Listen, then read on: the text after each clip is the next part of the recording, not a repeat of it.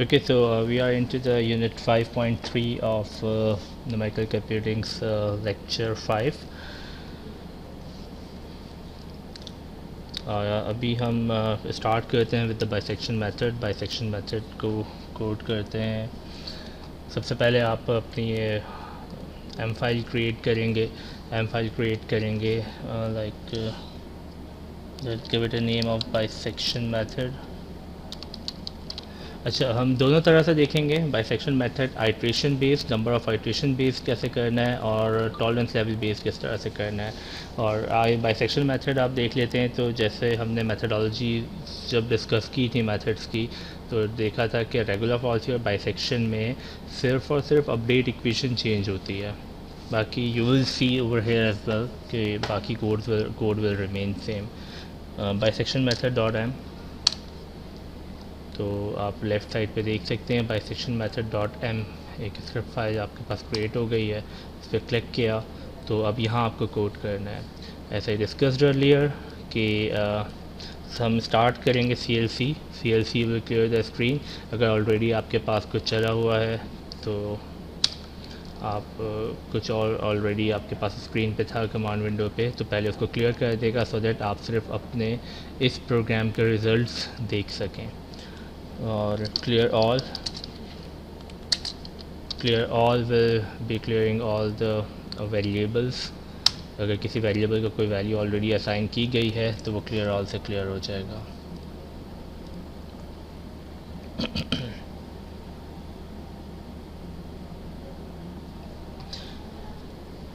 Okay then बेहतर दिख जाएगा अब आपको। क्लियर ऑल के बाद close all will be closing all the figures। okay, now let's start with the very initially हमें बाइसेक्शन मेथड में क्या चीज़ें दी हुई होती हैं। इट वुड बी बेटर कि अगर आप अपने पास जो सॉल्व किया होगा बाइसेक्शन मेथड का क्वेश्चन वो आप अपने सामने खोल के रखें, सो दैट वहाँ हमने जो अप्रोच फॉलो की थी वही अब हम यहाँ कोड करने जा रहे हैं।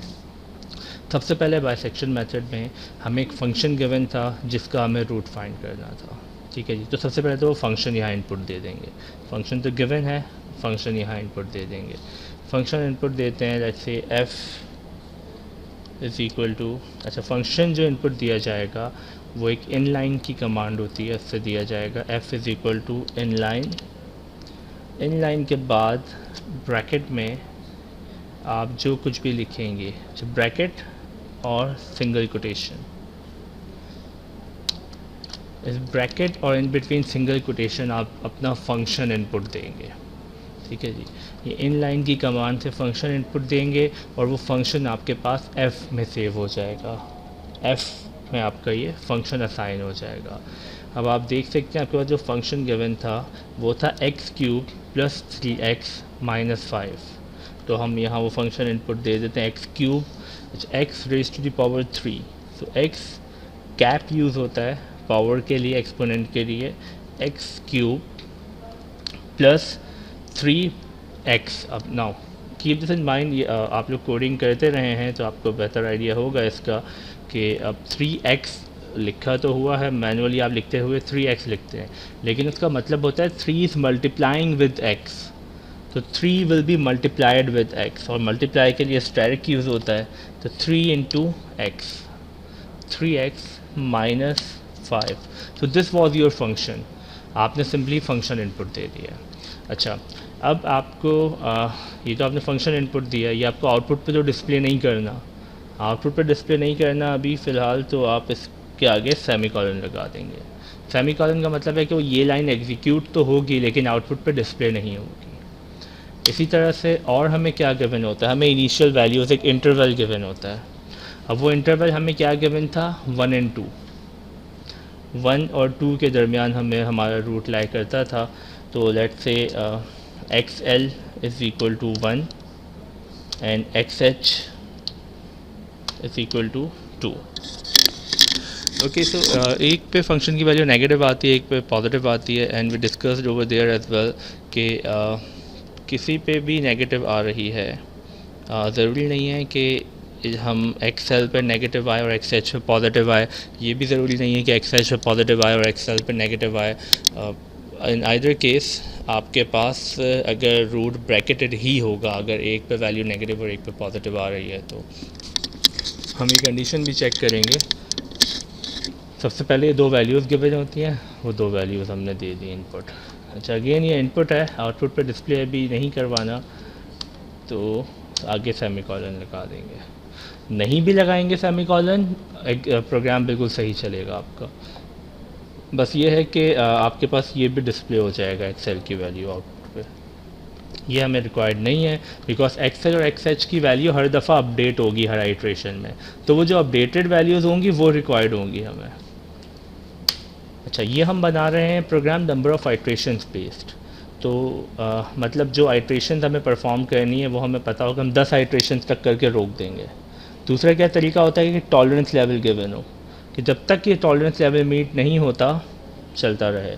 नंबर ऑफ़ आइट्रेशन बेस्ड है, तो n is equal to, let say हम 15 आइट्रेशन कर रहे हैं अगर, तो n इज़ इक्वल टू 15, एक वेरिएबल असाइन कर दिया जो कि हमारे नंबर ऑफ़ आइट्रेशन को कंट्रोल करेगा।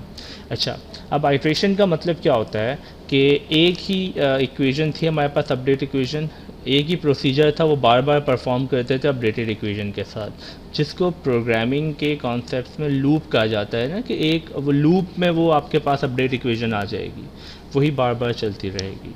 तो वो लूप, कौन सा लूप लगना चाहिए? अगर तो आइट्रेशन बेस्ड है तो हमें पता है कि 15 आइट्रेशन में 15 दफ़ा चलना है, तो सिर्फ 15 दफ़ा ही चलना है, तो हम फॉर लूप लगा लेंगे। ठीक है जी ना, for I is equal to, अब साथ में आई की वैल्यू भी साइन हो रही है, आई इज़ इक्वल टू 1, 1 से लेकर आई की वैल्यू होगी 1, उसका स्टेप साइज होगा और कहाँ तक जाएगी, n तक। मतलब ये फॉर लूप चलेगा फ्रॉम 1 टिल n, n क्या है 15, मतलब ये फॉर लूप कितनी दफ़ा चलेगा, 15 दफ़ा चलेगा। तो 15 इटरेशंस परफॉर्म होंगी, मतलब जो कुछ अब मैं इस फॉर लूप के बाद लिखूँगा वो 15 टाइम रन करेगा। ठीक है जी, एंटर किया। अब मैं सिंपली एक कमांड लिख रहा हूँ, बता देता हूँ वो क्यों लिख रहा हूँ, ना भी लिखें, मतलब प्रोग्रामिंग आपके पास है, ज़रूरी नहीं है आप फंक्शन को ऐसे ही इनपुट दें, there are so many different methods, आप उस तरह से कर सकते हैं। ज़रूरी नहीं है आप यही अप्रोच यूज़ करें, डिफरेंट अप्रोचेज हैं आप यूज़ कर सकते हैं। हाँ, अपडेट इक्वेशन को आप चेंज नहीं कर सकते, इसमें जो चेक करने का क्राइटेरिया है नेगेटिव पॉजिटिव को, वो आप अपनी तरफ से कुछ और बनाना चाहें, एज़ फार एज़ वो सही क्राइटेरिया है, सही तरह से चेक कर रहा है, आप अपना यूज़ कर सकते हैं। अच्छा, ये डिस्क की कमांड क्या करेगी, सिंपली मैं एक लाइन डिस्प्ले करवा रहा हूँ। वो ये क्यों करवा रहा हूँ, ताकि मेरी आइट्रेशंस अलग अलग हो जाएं, कि पहली आइट्रेशन के बाद एक लाइन आ जाए, फिर सेकंड आइट्रेशन के बाद एक लाइन आ जाए, थोड़ा सा जो आउटपुट है वो ईज़िली व्यूएबल हो जाए, मैं अपने रिज़ल्ट सही से वहाँ से ऑब्टेन कर सकूँ। ठीक है जी, अब इसके आगे मैं सेमी कॉलम नहीं लगा रहा क्योंकि ये लाइन तो मुझे डिस्प्ले करवानी है। अच्छा, अब कुछ चीज़ें हैं जिनका अगेन इस प्रोग्राम की एग्जीक्यूशन से कुछ लेना देना नहीं है, लेकिन मेरा रिज़ल्ट इस फॉर्म में होना चाहिए कि मैं उसकी वैल्यूज़ को सही से ऑब्ज़र्व कर सकूं। तो जैसे हम टेबल बनाते थे, टेबल बनाने का पर्पस भी यही था कि अगर टेबल बनाया था तो उसका पर्पस भी यही था कि जो मैं साइड में इक्वेशंस को सॉल्व कर रहा हूँ, बहुत सारी कैलकुलेशन परफॉर्म कर रहा हूँ, टेबल उसकी समराइज्ड फॉर्म होती थी कि सिर्फ एक्सेल, एक्सएच और आउटपुट की वैल्यू मुझे पता चल जाए। तो यहाँ पे भी मेरा जो आउटपुट है वो उस टेबल तो नहीं क्रिएट कर रहा मैं, लेकिन कुछ इसी तरह से व्यूएबल होना चाहिए। तो क्या क्या चीज़ें मुझे आउटपुट पे रिक्वायर्ड होंगी, आइट्रेशंस, कि कौन सी आइट्रेशन है, एंटर कर दिया, बस आई लिखा है आपने, अभी आई की जो भी वैल्यू होगी वो डिस्प्ले कर देगा। पहली आइट्रेशन में आई की वैल्यू क्या होगी, 1। उसके बाद एक्सेल की वैल्यू डिस्प्ले कर दे, उसके बाद एक्स एच की वैल्यू भी डिस्प्ले कर दे। टेबल में यही करते थे ना हम, पहले आई की वैल्यू, फिर एक्सेल की वैल्यू, फिर एक्स एच की वैल्यू, फिर एक्स आर कैलकुलेट करते थे। ठीक है जी, अब एक्स आर कैलकुलेट करना है। बाइसेक्शन के लिए एक्स आर क्या था, मिड पॉइंट फार्मूला हमने यूज़ किया था, a प्लस बी अपॉन 2, या इस केस में x L plus x H upon 2। तो सिंपली जो हमने वहाँ इनवर्ड्स कहा था वही हमें यहाँ कोड कर देना है, x l plus x h divided by 2। Simply यहाँ एक्स आर की वैल्यू कैलकुलेट हो जाएगी फॉर द फर्स्ट आइट्रेशन। ठीक है जी। और एक्स आर के बाद टेबल में क्या होता था, क्या लिखते थे हम, एफ ऑफ एक्स आर। ठीक है जी। जी ये आप देख सकते हैं, ये वो क्वेश्चन था जो हमने सॉल्व किया था। तो पहले एन यहाँ आई लिखा हुआ है आइट्रेशन, देन एक्सएल की वैल्यूज़ कैलकुलेट करते थे, एक्स एच, अच्छा एक्स एच था, हमने वहाँ एक्स एच लिख लिया, एक्स यू मतलब अपर बाउंड्री, एक्स एच मतलब हायर वैल्यू, एक्स आर वहाँ हमने लिख दिया, एक्स एम यहाँ लिखा था, both are the same things. और फिर फंक्शन की वैल्यू कैलकुलेट करते थे। ठीक है जी। तो यही हमें स्ट्रक्चर वहाँ भी फॉलो करना है। तो एक्स आई हो गया, x l, x h, x r हो गया। अच्छा अब एक्स आर के बाद क्या होता था, just give me a second.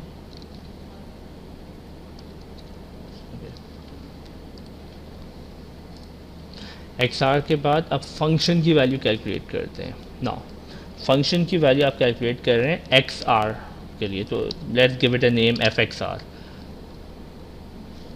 ऐसे नाम दे रहे हैं एफ एक्स आर का, मतलब value of the function at x r. तो value of the function at x r क्या होगी, value of the function at x r will be equivalent to f में आपने फंक्शन डिफाइन किया था, सो F और ब्रैकेट में आ जाएगा कि किस पे वैल्यू, किस वेरिएबल को क्या वैल्यू असाइन करनी है, एक्स आर असाइन करना है, तो एक्स आर। तो value of the function at x r will be saved into this variable f x r. ठीक है जी। और ये भी आपको डिस्प्ले करना है ऑब्वियसली।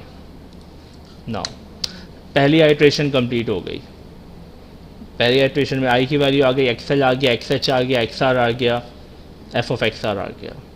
अब आपको फिर डिसाइड करना होता था कि अब जो वैल्यू आपके पास एक्स आर की आई है वो एक्स एल से रिप्लेस हो या एक्स एच से रिप्लेस हो, अब आपको ये देखना था।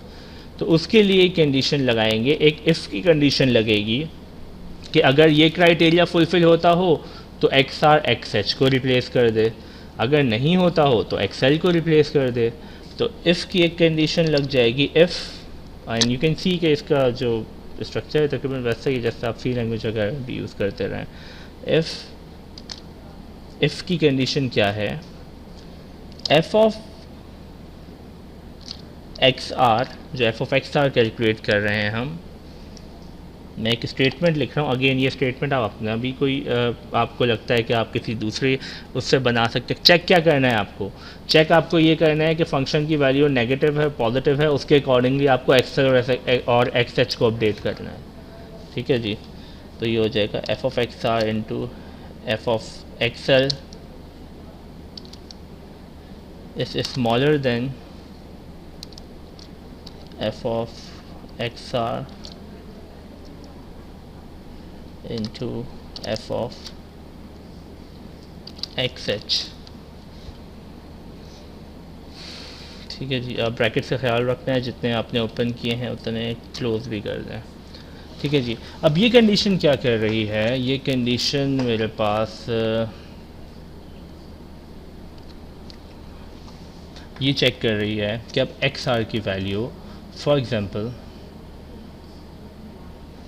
Let me copy this condition और ये मैं आपको थोड़ा समझा देता हूँ।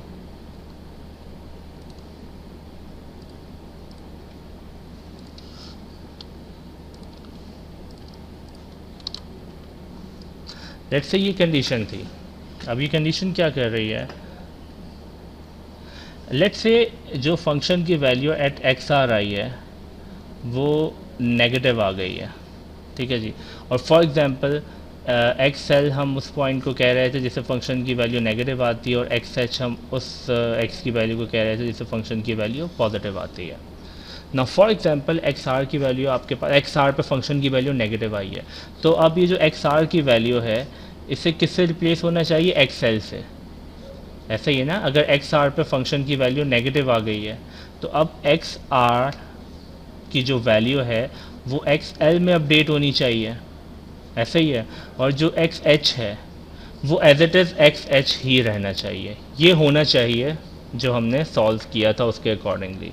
अब हम देखते हैं कि ये कंडीशन यही काम परफॉर्म कर रही है या नहीं। ये कंडीशन चेक कर रही है f of x r, f of x r हमारे पास इस केस में क्या आया है, negative.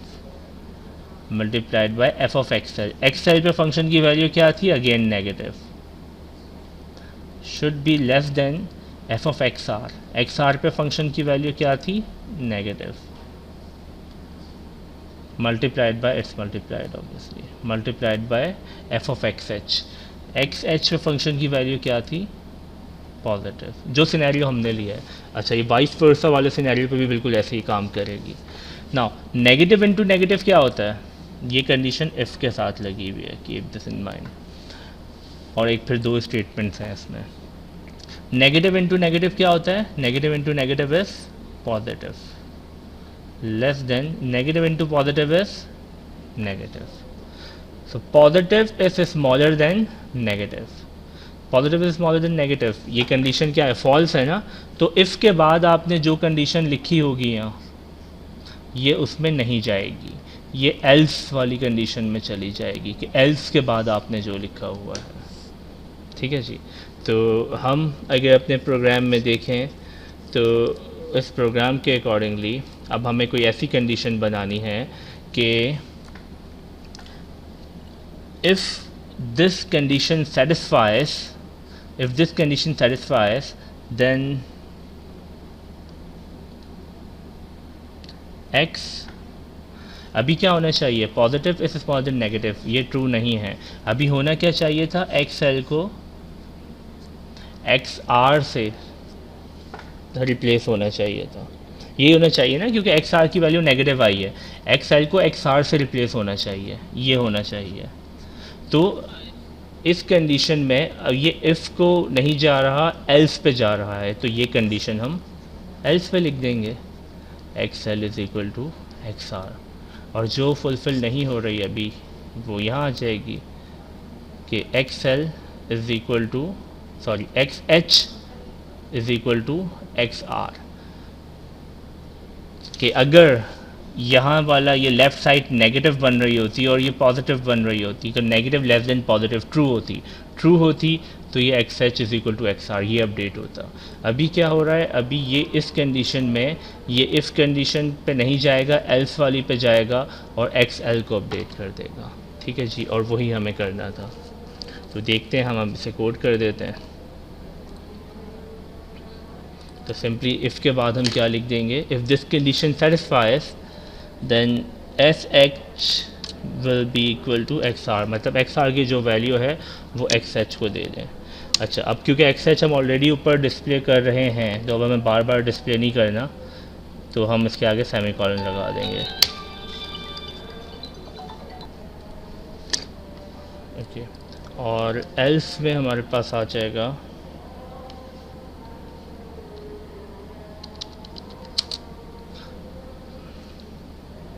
Else x l is equal to x r. अच्छा, हमने एक कंडीशन चेक की कि हम एक्स एल पे नेगेटिव, एक्स एच को पॉजिटिव ले रहे हैं। अब दूसरी कंडीशन भी अप्लाई करके देखें, इस पर बिल्कुल ये काम कर रहा होगा। ठीक है जी, दोनों कंडीशन के लिए ये काम करती है। अच्छा, ये मैंने मल्टीप्लाई का साइन लगाना था। Okay, so that's it. इसके बाद आपकी ये इक्वेशन अपडेट हो जाएगी, एक्स एल और एक्स एच की वैल्यूज़ अपडेट हो जाएंगी। और फिर क्या करेगा, अब आपको यहाँ इस लूप को सिंपली एंड कर देना है, बिकॉज अब अपडेटेड वैल्यूज़ आ गई हैं एक्स एल और एक्स एच की।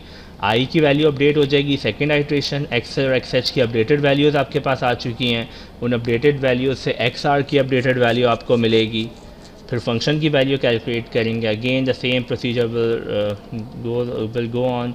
आपके पास हर दफ़ा हर आइट्रेशन में आपके पास ये वैल्यूज अपडेट होती जाएंगी और आप यही टास्क बार बार परफॉर्म होता रहेगा। कितनी दफ़ा, 15 दफ़ा। 15th टाइम जो आपकी फिर एक्स की वैल्यूज़ होंगी वो आपको एज अ रिज़ल्ट दे देगा। अच्छा, एक तो आपने ये एंड कर दिया है, अब आप इसको फाइनली पूरे प्रोग्राम को एंड कर देंगे, इस लूप को भी एंड कर देंगे। सेव करना है, सेव करने के बाद रन करना है, या आपने रन किया, आपके पास सिंपल रिजल्ट शो हो गए। As you can see, first iteration the value of x l is 1, x h is 2, x r की वैल्यू कैलकुलेट हुई 2.8750, एफ ऑफ एक्स आर की वैल्यू आ गई। ठीक है जी। तो यही आपके पास था कुछ एक्सेल की वैल्यू 1, 2, 1.5 और 2.875। फिर आप अगर सेकेंड आइट्रेशन में देखें, सेकेंड आइट्रेशन में सेकेंड आइट्रेशन 1, 1.5, 1.25 और एफ ऑफ एक्स आर आ गया 0.70312। आप सिंपली आपने जो वैल्यूज़ खुद कैलकुलेट की थी आप उनसे कंपेयर भी कर लें, 0.70312। थर्ड आइट्रेशन में आप देखेंगे फंक्शन की एक्स की वैल्यू आपके पास एक्स आर की 1.125 आ रही होगी और फंक्शन की -0.20 समथिंग, -0.20।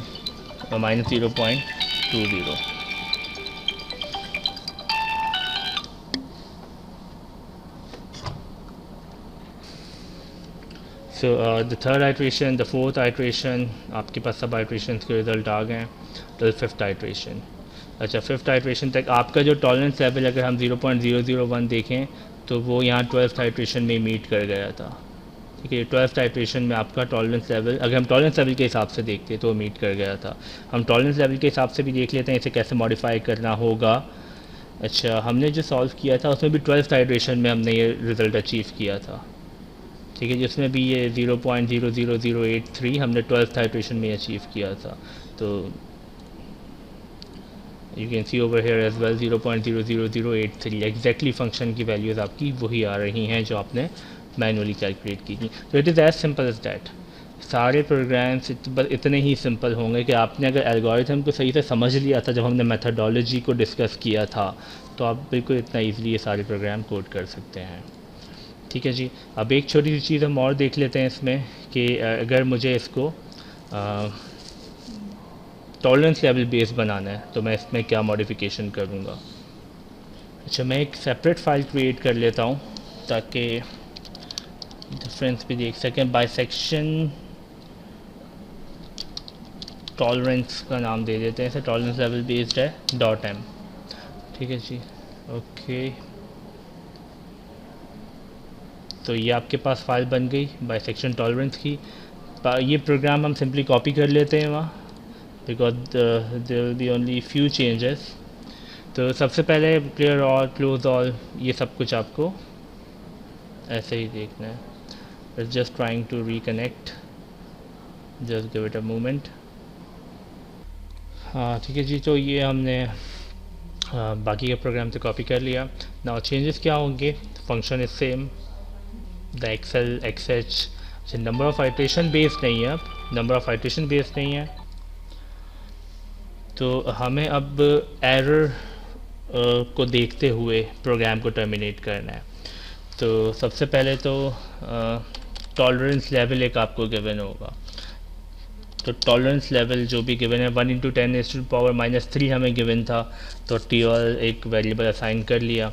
अच्छा, 1 × 10⁻³ इसको कुछ इस तरह से लिखते हैं 1e, e represents the exponent, -3, 10⁻³ था तो e -3 आ गया। ठीक है जी, इट मीन्स 1 × 10⁻³ 1 × 10⁻5 होगा तो सिंपली यहाँ -5 आ जाएगा। अभी -3 है, -3 तक रख लेते हैं। ठीक है जी, अच्छा अब एक और चीज़, एरर, क्योंकि हमें एक एरर भी तो जनरेट करना होगा ना, एरर कैलकुलेट करना होगा। वहाँ तो हमने फंक्शन की वैल्यू देखते हुए ही एरर डिसाइड कर लिया था, लेकिन यहाँ हमें कोई एरर, ट्रू एरर या कोई रिलेटिव ट्रू एरर कैलकुलेट करना पड़ेगा, जो हमने कुछ different types of error study किए थे in our very first lecture. तो उनमें से कोई एरर का फॉर्मूला अप्लाई करना पड़ेगा एरर कैलकुलेट करने के लिए। तो इनिशियली हम एरर को एक वैल्यू असाइन कर देते हैं, सो दैट अब हमारा जब तक हमें एक कंडीशन लगानी होगी कि जब तक ये टॉलरेंस लेवल से छोटा नहीं हो जाता हमारा एरर, जब तक ये जो लूप होगा वो चलता रहे।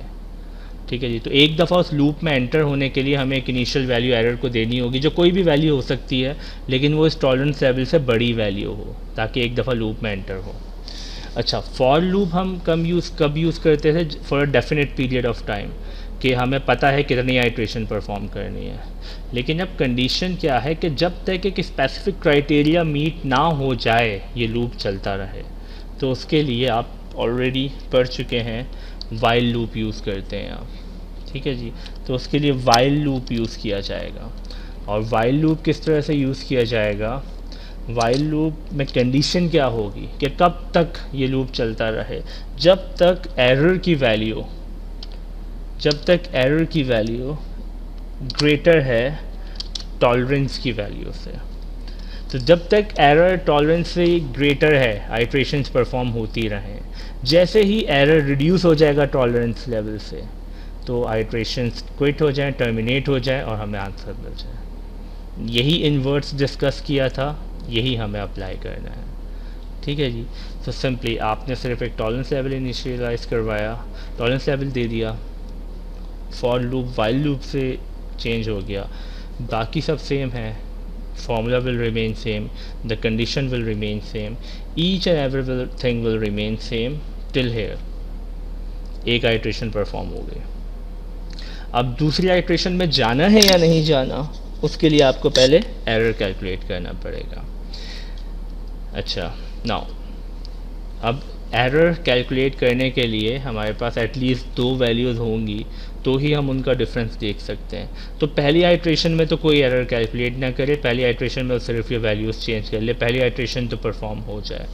फ्रॉम द सेकेंड आइट्रेशन, मतलब if I is greater than 2, if अच्छा अब now keep this in mind कि हमें यहाँ आई भी इनिशियलाइज़ करवाना होगा, क्योंकि वहाँ तो फॉर लूप में हमने आई इनिशियलाइज़ करवा दिया था, लेकिन यहाँ आई को भी वैल्यू असाइन करनी पड़ेगी 1, ताकि ये 1 से आई स्टार्ट हो, बिकॉज वहाँ हमने फॉर लूप में आई को इनिशियलाइज़ करवा दिया था, यहाँ नहीं करवाया था, तो यहाँ आई को भी इनिशियलाइज़ करवाना पड़ेगा। Now the if condition if I is greater than 1, I is greater than 1 का मतलब पहली आइट्रेशन में ये एरर चेक ना करे, दूसरी आइट्रेशन से एरर चेक करना शुरू करेगा। अब एरर क्या है, एरर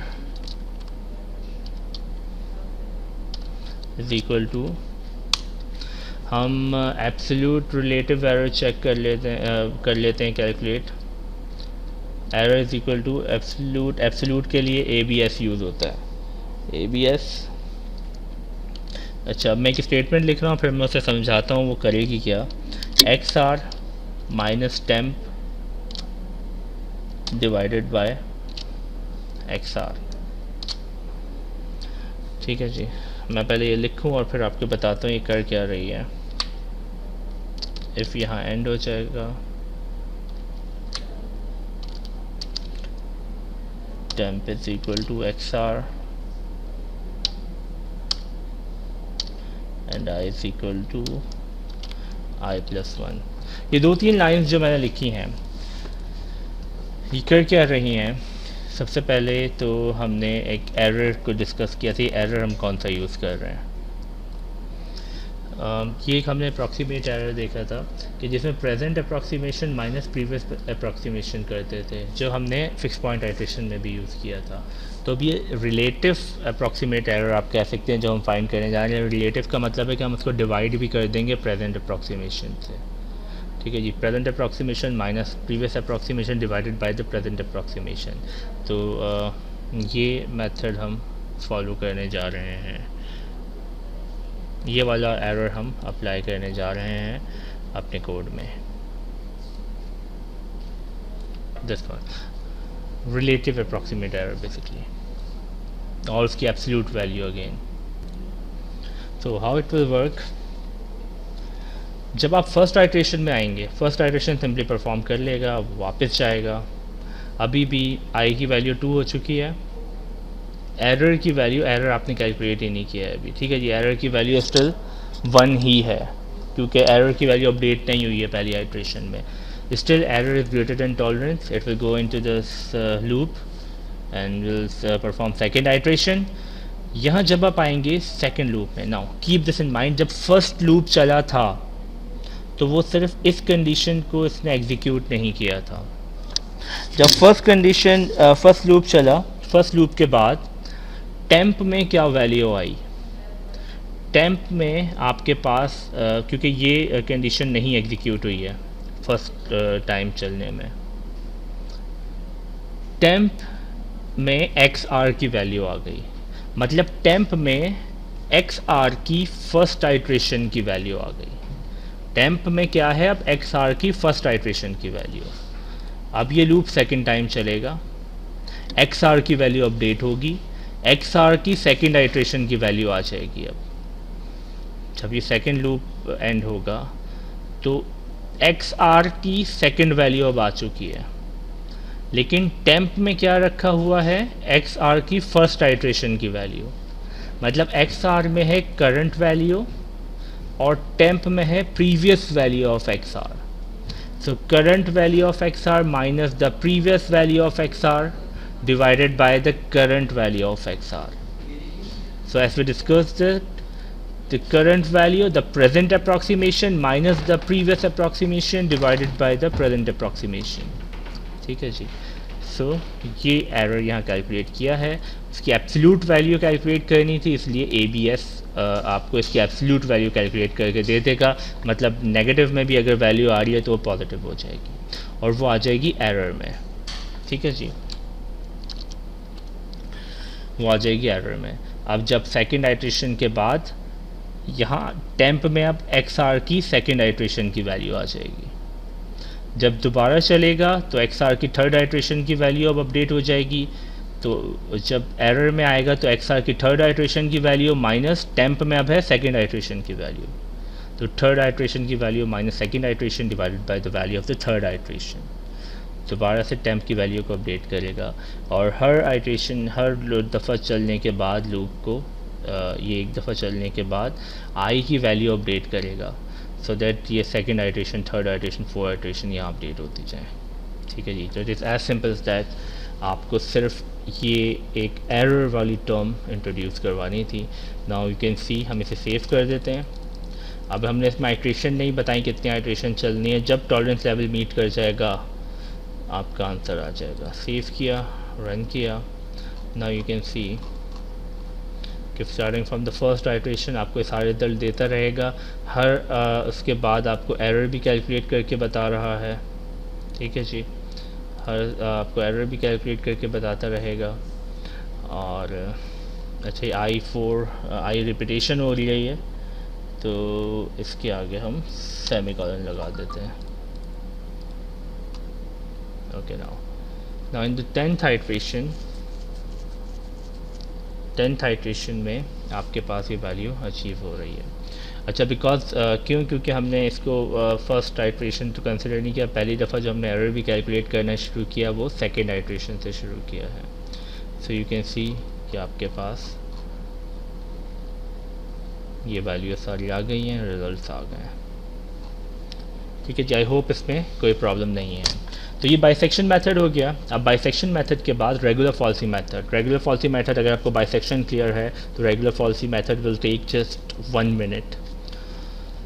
सो लेट्स, क्योंकि हम डिस्कस कर चुके हैं, उसकी मेथडोलॉजी सेम थी, एक ही तरह से कन्वर्ज करता था, सिर्फ अपडेट इक्वेशन चेंज हुई थी। वो क्यों चेंज हुई थी? उसकी मेथडोलॉजी की वजह से, कि वो कन्वर्ज के सीकेंड लाइन ड्रॉ करता था और फिर उसके अकॉर्डिंगली कन्वर्ज करता था। तो सेकेंड लाइन के लिए हमने एक इक्वेशन बनाई थी, उस इक्वेशन को हमने ड्राइव भी करके देखा था कि कैसे वो फार्मूला बनता है। ठीक है जी, तो वो फार्मूला सिर्फ यहाँ चेंज करना है। मतलब ये जो a + b/2 है, इसकी जगह हमें सीकेंट वाला रेगुलर फॉल्सी वाला फार्मूला अप्लाई कर देना है। अच्छा, I told you earlier as well कि सीकेंट और रेगुलर फॉल्सी वाला फार्मूला, वो दोनों में एक सेम फार्मूला भी यूज़ हो सकता है। तो वो इसके लिए एक नई फाइल बना लेते हैं, रेगुलर फॉल्सी। अच्छा, ये भी दोनों के लिए बन सकता है, आइट्रेशन लेवल बेस्ड और टॉलरेंस लेवल बेस्ड। हम इसे डायरेक्ट टॉलरेंस लेवल बेस्ड भी बना लेते हैं, क्योंकि टॉलरेंस लेवल का हमारे पास ये भी प्रोग्राम है। हम इसे कॉपी करके रेगुलर फॉल्सी में भी पेस्ट कर लेते हैं, save. Okay, now the update equation will be change only. अब इसकी अपडेट इक्वेशन क्या होगी? अपडेट इक्वेशन आपके पास बाइसेक्शन में थी a + b/2। अब रेगुलर फॉल्सी के लिए मैं सिंपली जो फार्मूला हमने इसका ड्राइव किया था, उस ड्राइव फार्मूला को ही यहाँ सिंपली पेस्ट कर देता हूँ। वो फार्मूला क्या था? XL into f(x(h) minus XH into, जो हमने a और b की फॉर्म में किया था, तो it was a into f(b) minus b into f(a) divided by f(b) minus f(a). ठीक है जी, तो a XL है और b यहाँ पे XH है। तो ये फार्मूला था, सिंपली सिर्फ ये अपडेट इक्वेशन चेंज होगी, बाकी मेथडोलॉजी सेम थी। नेगेटिव पॉजिटिव भी चेक करना होता था, एरर भी इसी तरह से कैलकुलेट किया जाता है। सिंपली आप इसे सेव करेंगे, सेव करके रन करेंगे। It's trying to reconnect, so save करके इसे रन करते हैं। नाउ यू कैन सी आपके पास ये सॉल्व होके आ गया रेगुलर फॉल्सी मेथड से। अच्छा, रेगुलर फॉल्सी मेथड से हमने अपने पास एक दूसरा क्वेश्चन सॉल्व किया था, सेम क्वेश्चन यूज़ नहीं किया था, लेकिन आप देख सकते हैं कि सेम टॉलरेंस लेवल अचीव करने के लिए बाइसेक्शन मेथड ने 10 आइट्रेशंस ली थी और रेगुलर फॉल्सी मेथड ने 6 आइट्रेशंस ली हैं। ठीक है जी, और ये डिस्कस किया था हमने कि it is faster than the bisection method. So हमने बाइसेक्शन मेथड के लिए रेगुलर फॉल्सी के लिए यूज़ की थी वैल्यूज़, हम उन्हें भी करके देख लेते हैं। रेगुलर फॉल्सी के लिए हमने जो इक्वेशन यूज़ की थी सॉल्व करने के लिए, जो फंक्शन लिया था, उस पर भी हम अप्लाई करके देख लेते हैं। That function was x minus e raise to the power minus x minus e raise to the power minus x। So the function will be x minus, अच्छा अब ये जो e है ये एक्सपोनेंशियल फंक्शन का e है, इसे लिखते हैं exp, और ब्रैकेट में जो लिखेंगे वो इसकी पावर होगी। ब्रैकेट में क्या आना चाहिए, x minus e raise to the power minus x था, तो it will be x minus exp, in bracket it will be minus x, so it is equivalent to x minus e raise to the power minus x। और tolerance level क्या था, what was the interval, 0 and 1, 0 and 1 interval था, तो interval 0 and 1 दे देते हैं। बाकी tolerance level is same. Save, execute, again we are getting this value. You can see के third iteration तक एरर मीट नहीं कर रहा, फोर्थ आइट्रेशन में एरर मीट कर रहा है, और ये हमारा आंसर है। और यहाँ भी थर्ड आइट्रेशन 0.000863, 0.000, अच्छा 863 और 87 ठीक है, क्योंकि यहाँ पे ये सारी वैल्यूज़ को लेके सॉल्व करता है। डेसिमल के बाद हम कैलकुलेटर के में डेसिमल के बाद 5 वैल्यूज़ को कंसिडर कर रहे थे। ठीक है जी, अच्छा ये एक दफ़ा तो सेम वैल्यूज़ ही दे रहा है, बेसिकली 3 आइट्रेशन में आपको रिज़ल्ट दे रहा है, क्योंकि हमने ये एरर कैलकुलेट किया हुआ है फ्रॉम द सेकंड आइट्रेशन, तो it's starting changing it values from here to here. so basically this is your sort of first iteration, and this is your second iteration, and this is your third iteration, अगर हम manually से इसे compare करें तो।